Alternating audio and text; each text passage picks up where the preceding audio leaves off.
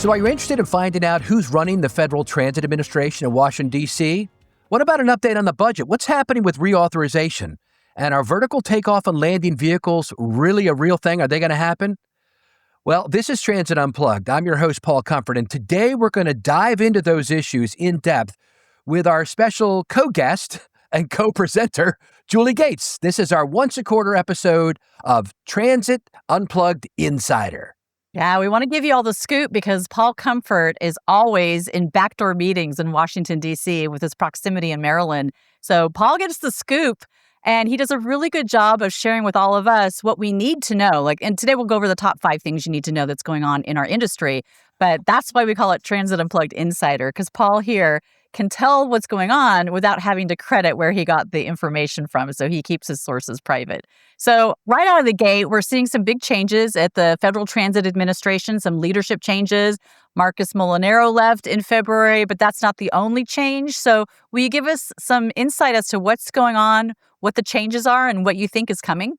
Yeah, and just remember, these are I'm trying to give you verified information. There's a lot of rumors going around about who's going to be selected, et cetera. Folks know the FTA, or the Federal Transit Administration, is part of the United States Department of Transportation.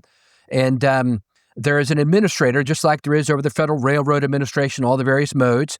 And we've had a couple, acting, et cetera. And right now, as Julie said, there is no administrator as of the recording of this.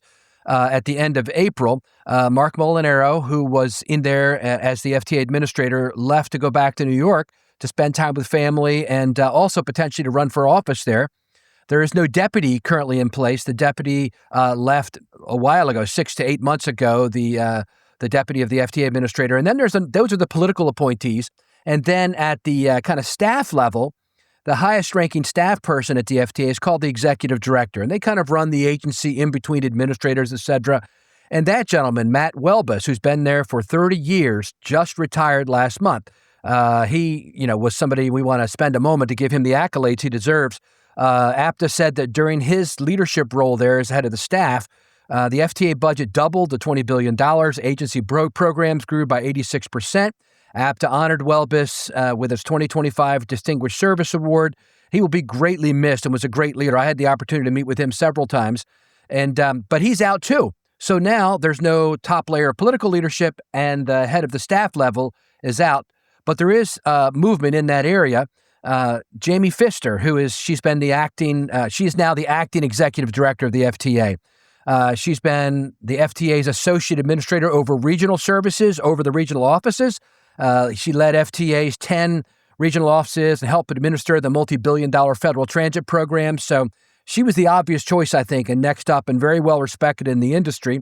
She's also worked at NHTSA and was running the offices out in the field where a lot of the action actually happens.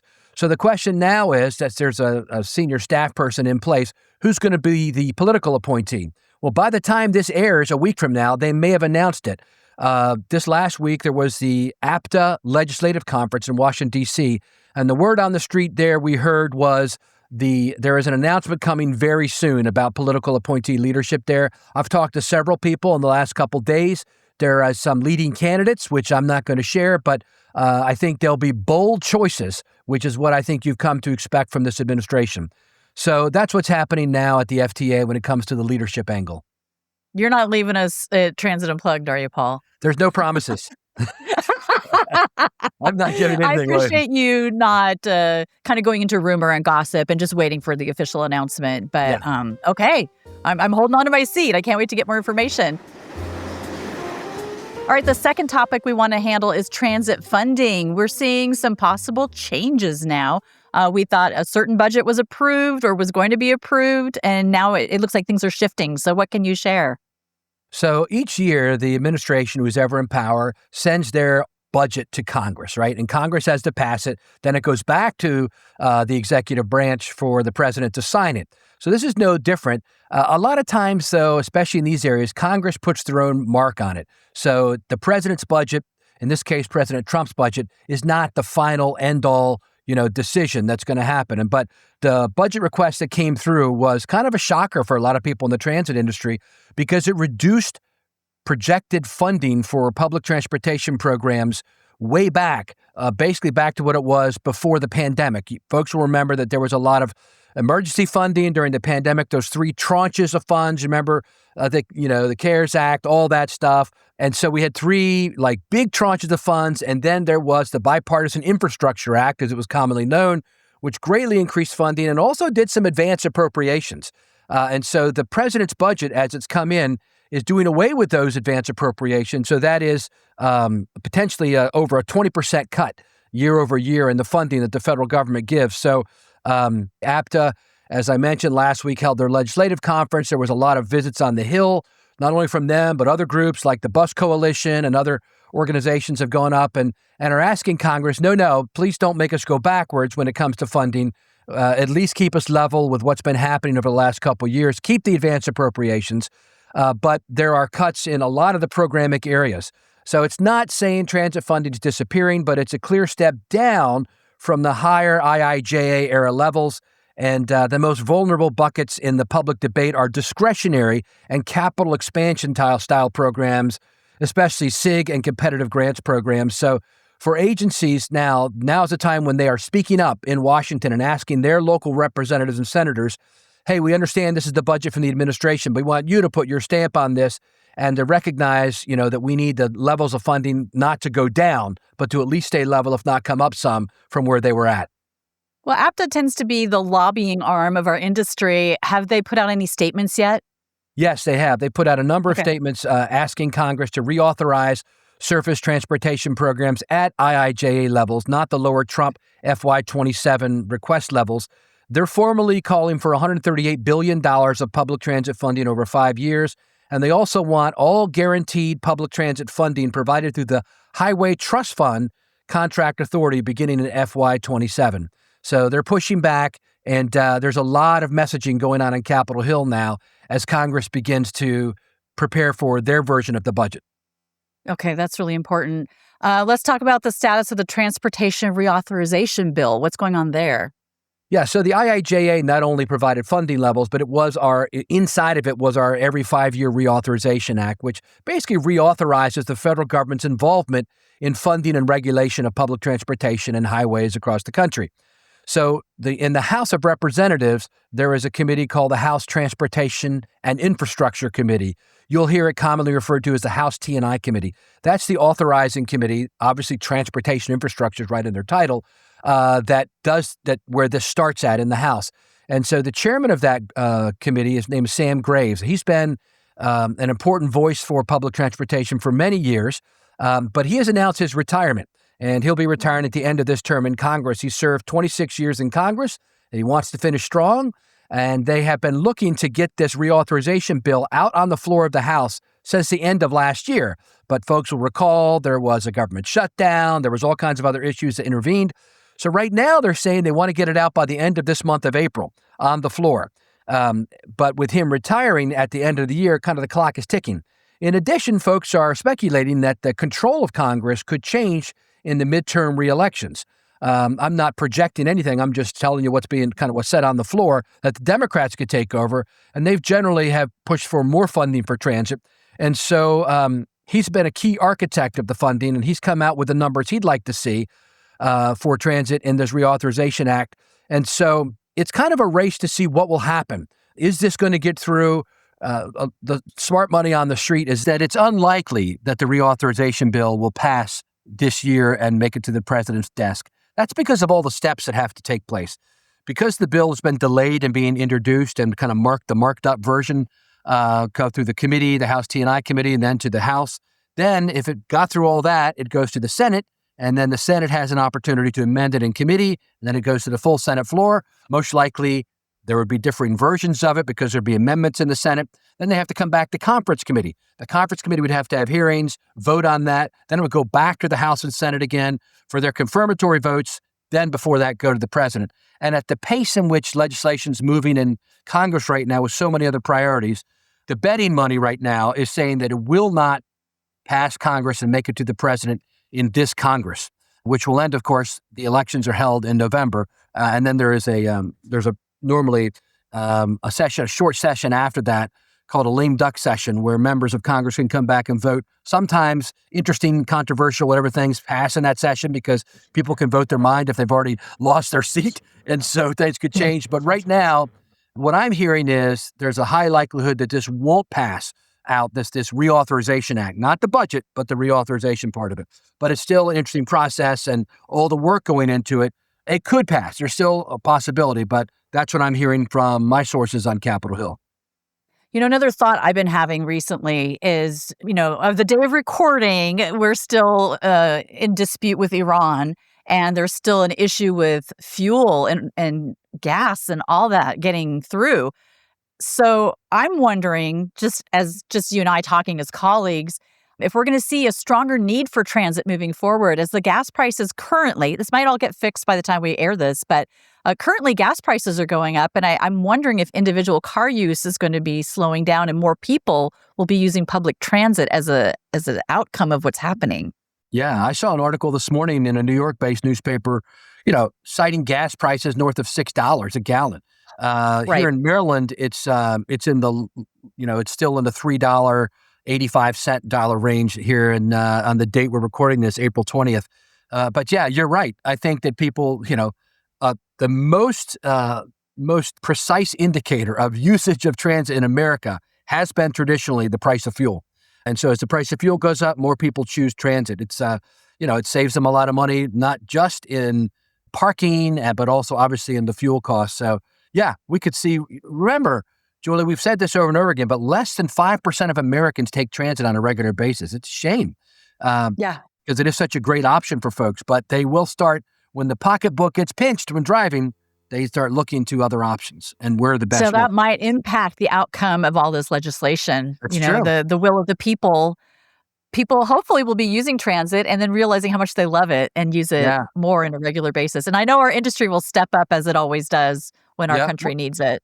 One other thing we ought to mention, in the Reauthorization Act, as it looks right now, there probably will be a national vehicle registration cost for electric vehicles. Because as you know, electric cars don't pay gas tax right now, and that's what funds a large part of the Transportation Trust Fund. And so a lot of states have been looking at this.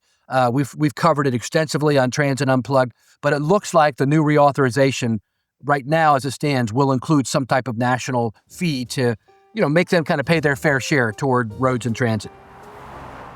All right, well, let's transition into topic number 3 of 5. Since we're talking about electric and innovation, let's talk about the status of innovation and transportation. We've got autonomous vehicles, we've got VTOLs, the vertical takeoff and landing aircraft vehicles. What's going on in that space? Because it's growing. It is, yeah. So folks who have listened to the podcast for a long time will probably remember me saying, I want to be the first one to ride an autonomous eVTOL, take me to Washington, D.C., land me on the roof of DOT. So that possibility is becoming more and more real. The federal government came out, DOT, FAA, the Federal Aviation Administration, came out with new rules called the Advanced Air Mobility and eVTOL, which is Electric Vertical Takeoff and Landing Vehicles Integration Pilot Program. And it came out of Washington, and it's intended to accelerate real-world testing and integration. And early pilot program use cases are broader than passenger service alone. They're talking about cargo delivery, medical response. Obviously, that's, an obvious real one, taking, a heart maybe, or a transplanted, somebody who wants to get an organ transplanted, automation, future passenger transportation, are all part of the mix. These eVTOLs kind of remind me of the Marines Osprey vehicle, which are kind of like helicopters, but their wings can move sometimes. And there's all types of different versions of them coming on the market. But they are coming on the market now. So industry leaders saying that this first generation of services, some of them will be piloted, but some of them will be autonomous. Battery range right now is still a limiting factor. That's why the strongest early use cases are short regional and intra-metro, within one metro area, rather than long-distance services. The strongest practical case being talked about today is cutting a 60 to 90-minute drive time to something far shorter by air. Utah, of all places, where we just had our TV show, is one of the states positioning itself aggressively. They want to get ready for the Winter Olympics, and they're looking at early missions carrying packages and medical supplies before broader passenger operations. And so there's a lot happening in Florida as well. There's announcements coming out almost every week. If you just go into Google and give yourself a Google alert on eVTOLs or VTOLs, you'll start getting regular alerts about private companies who are doing tests and pilots in the Miami area. And so I think it's moving from the era of science fiction now into Yeah. science. It's actually happening. And I think by the end of this year, we'll see announcements about potential passengers being transported. It's moving quickly now that the federal regulatory environment is in place. Interesting. I love the idea of it being kind of the life flight, the medical use. That makes a Yeah, lot of sense. I think we should explain just a little bit more, just in case someone's not really into the industry. Can you paint a picture of what these vehicles look like? Explained a little bit with the Osprey, but go a little yeah. deeper. You could just visualize a helicopter, but it's a helicopter without a pilot, and it's electric. And so that's the big differences. So it'd be similar to there would be no seat for a pilot to sit in, right? There'd be more room in there, and so you potentially could have more than one person. You could have multiple passengers in it, and different private companies are trying different styles. Again, just look up. Take you 15 seconds if you haven't seen it yet to look it up online to say what are some of the models. It's not just drawings anymore. You can see the real vehicles. And there's other companies that are doing similar things, Glideways and other companies who are coming out with announcements about similar type vehicles, air mobility just over the ground, not going too high. We covered them on one of our TV shows where we were talking about innovation at CoMotion Miami. So exciting Yeah. times for those in this lane. And I know it seems kind of extreme or whatever, and like, oh, this is only for a few people to use, but that's the way everything starts. And then more and more people start using it. So I think it's one more option for transportation, public transportation, not just individuals. I've seen a version that was really cool. It looked like an airplane. So it had the Yeah, wings, that's but right. they flipped, so it could do the vertical takeoff and landing like a helicopter. So it's fascinating. Let's Yeah. also talk about autonomous vehicles. What's happening in that world? Yeah. So the big news I wanted to cover here was Waymo, Google Waymo. Folks are familiar with that terminology. I've ridden in one. We covered it. We showed it on our TV show out of Phoenix maybe 2 years ago. These are driverless vehicles. They currently still have a seat in them for the driver and a steering wheel. Most of them do. At the time, I got behind the steering wheel, and a voice came on. A guy from the Philippines told me, "Sorry, you can't sit in that seat. We don't want you messing around with the steering wheel." So we had to move. Jaime and I were in there. So we're just going to test it and see what happened. But it's amazing. There's literally no driver, and it drives you where you want to go. And I felt safe. I felt awesome. It was such a cool experience. And they are safer. That's one of the big things about autonomous vehicles is, you take the driver and the human error out of the equation. And although you think, oh, something terrible could happen, it happens a lot less than when a distracted driver is looking at their phone, all the things that we know happened in real life, human driving. So Google Waymo has continued to expand their operations. So it's almost like an Uber or a Lyft. You just call it on an app, it comes to you, it picks you up.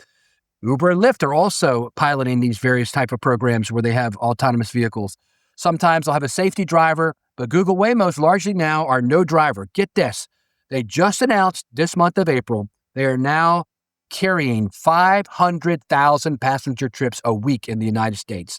So that's a massive number. It's not a pilot anymore. It's Yeah. happening. And then you've got Tesla making headlines with them doing the same type of thing.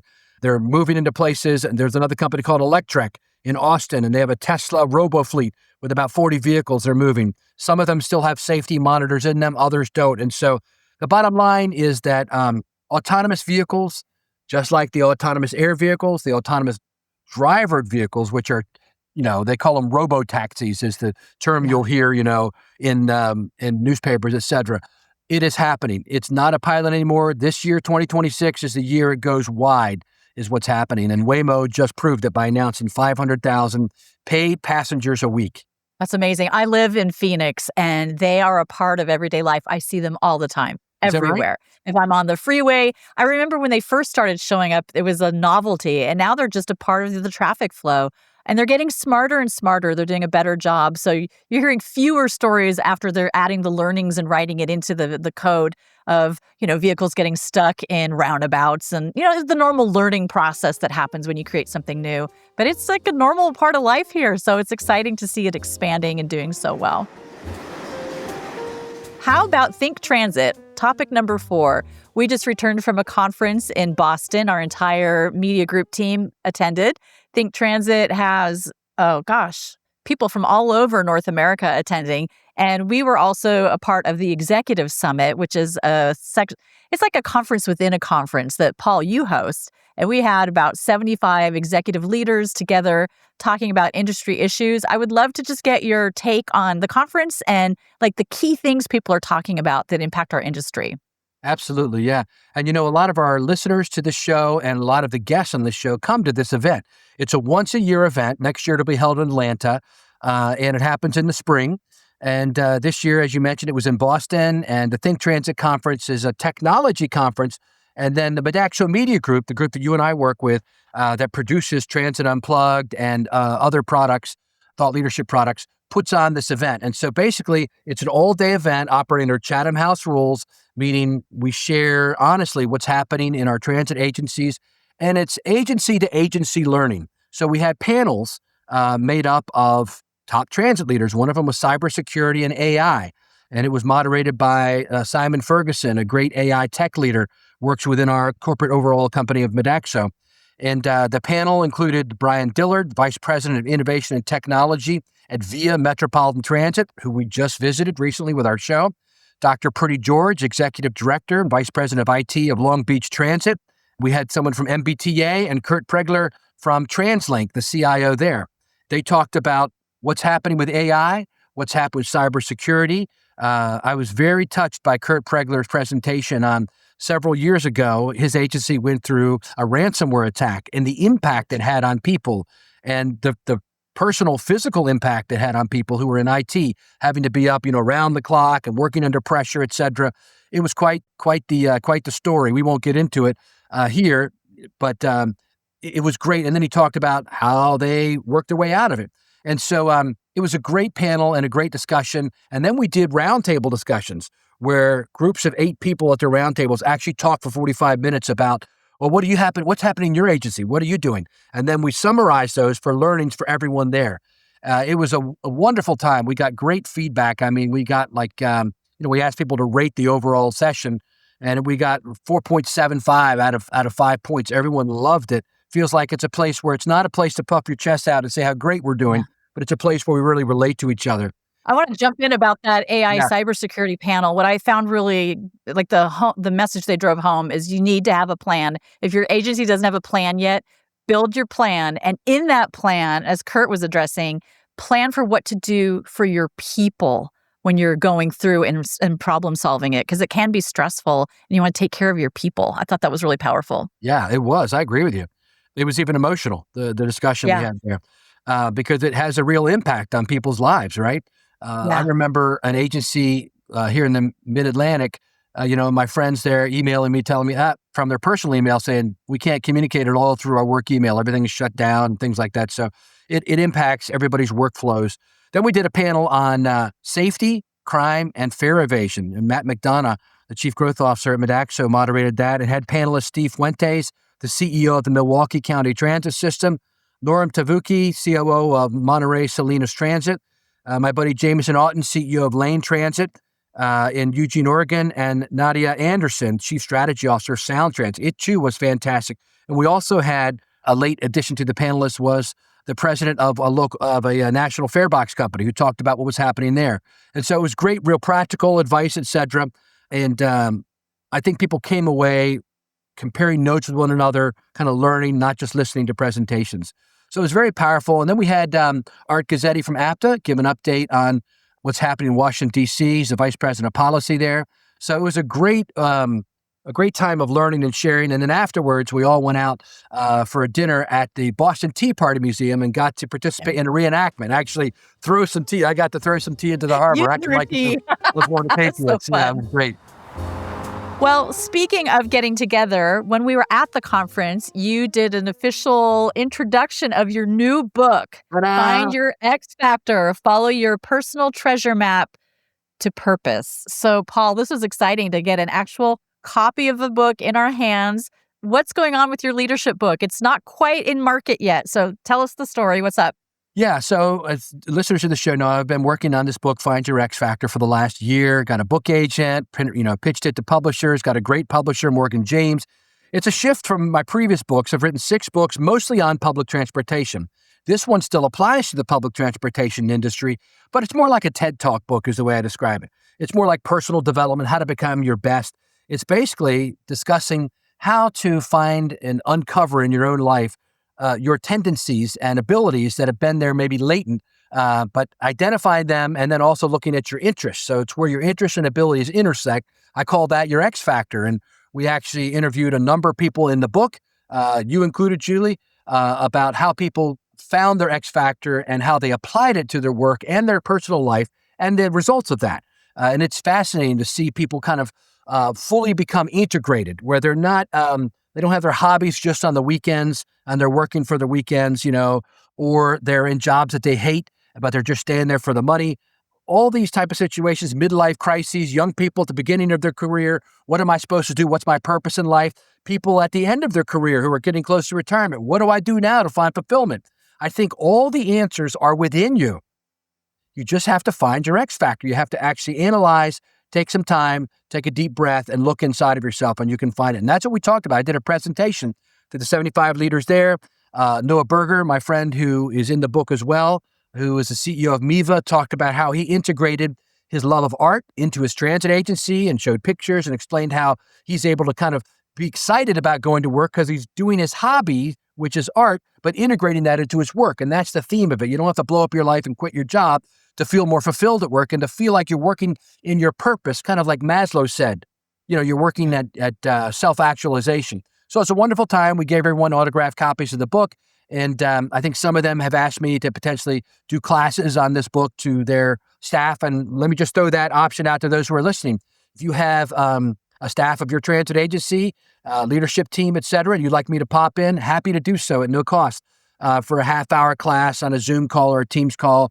And we could talk more about how that would look like. But I think it's important for us, Julie, as I've said many times, what's the difference between companies that have been very successful and others who have gone bankrupt, who sell basically the same thing, like Walmart and Kmart. One became the biggest company in America and still employs, I think, more than 2 million people, the number one employer.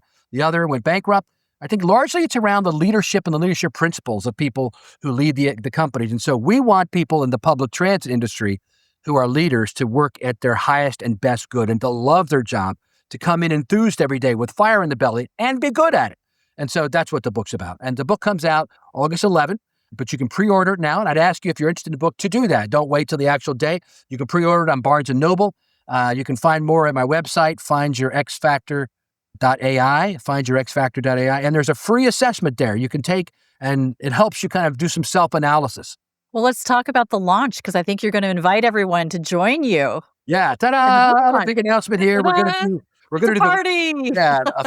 A big party, book launch right here where I live in Kent Island, Maryland on August 11th. That's a Tuesday at 6 p.m. And it's going to be at a brewery called Cult Classic. I'll have information on our website, findyourxfactor.ai, with more information there. And you're invited to come. And you'll get, if you come and you're one of the first 100 or 150 people that are there, we'll give you a free copy of the book. We'll autograph it for you. There's going to be music and food and fun and drinks and just be a great evening together to celebrate the launch of this book. It is, it's for us. It's written to people that are in the book, that are covered in the book. There's other people in the transit industry and beyond Noah Berger, but I want to showcase our industry to the world and how our leaders have achieved great success. Even Harry Wilson from MV Transportation, who's the CEO there, one of our largest contractors here in America, talks about how he found his X factor and how it led to amazing things, such as when the federal government appointed him to head up General Motors kind of revamp. Remember a few years ago when taxpayers were funding General Motors? He was one of the main guys that got sent in to help fix it. And they did. They flipped it and it's become a very profitable company. He shows how he applied his X factor to make that happen. So sports folks are in there, all kinds of, top legal leaders, business leaders, et cetera. Entertainment, like you, Julie, receiving the Marconi Award, which is the top award in public transportation. I'm sorry, in radio. In radio. Yeah. And now you're using that in public transportation was where I was Right, going with with my X factor in action. That's right. Yeah. So Yeah. we encourage people to think about it. And, you're welcome to come out and join us as we launch it. We're going to do podcasts from there, a TV show from there. It's going to be a big event with a lot of industry leaders there as well. All right, that wraps up this, quarter's Transit Unplugged Insider. We've covered a lot of data today. We've covered what's going on with the Federal Transit Administration leadership, what's going on with funding, the status of innovation in transit, the Think Transit Conference, and the leadership book. Paul, any final words for today's episode? Yes. So there's a lot more happening in public transportation. And if you don't subscribe to the show, I encourage you to do so. You don't want to miss it. Every week, Julie, I just looked this morning.